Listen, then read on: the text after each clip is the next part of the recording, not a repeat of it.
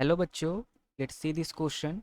The question says statement 1, the use of pillar or columns is very common in buildings and bridges. Statement 2, a pillar with rounded ends supports less load than that with a distributed shape at ends. Statement 3, building has to take into account the conditions under the coast and long period reliability of usable materials etc. Which of the following statement is are correct? तो हमें तीनों statements में से correct statements बताने। तो ये जो question है, ये क्वेश्चन हमारा कंस्ट्रक्शन का क्वेश्चन है। इसमें थोड़ा सा प्रेशर का जो आइडिया है, कंसेप्ट है, ये हमारा यूज होगा। तो पहला स्टेटमेंट है कि बिल्डिंग्स और ब्रिज बनाने में पिलर्स और कॉलम्स का यूज़ बहुत कॉमन है।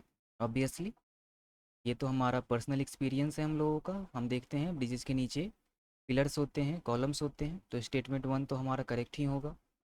स्टेटमेंट 2 है कि एक पिलर जो है वो राउंडेड शेप का है, उसके एंड्स जो है राउंडेड शेप के हैं, और दूसरा पिलर जो है उसका जो एंड्स है वो ऐसा है, इस शेप का है कि जिससे जो लोड है वो डिस्ट्रीब्यूट हो जाता है।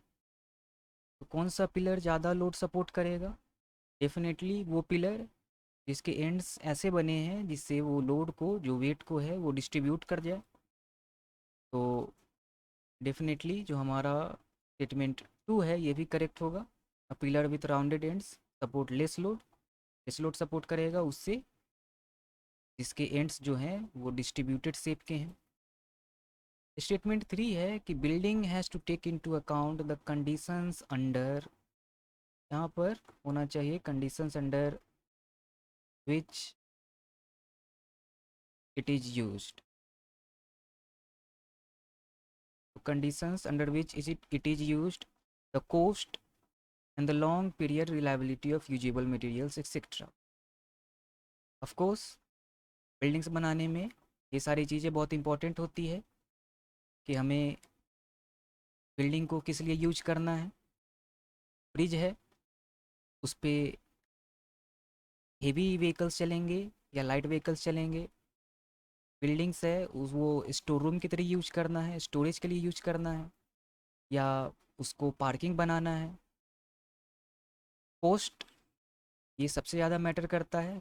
इकोनॉमिकल होना चाहिए हमारा बिल्डिंग, और long period reliability of usable materials, जो मटेरियल्स हम यूज कर रहे हैं वो अच्छे हैं और लॉन्ग पीरियड तक वो चलेंगे या नहीं। तो डेफिनेटली स्टेटमेंट 3 भी हमारा करेक्ट स्टेटमेंट होगा। तो हमारे तीनों स्टेटमेंट्स करेक्ट हो गए, तो ऑप्शन डी हमारा करेक्ट ऑप्शन होगा। Hope you understood it well, best of luck.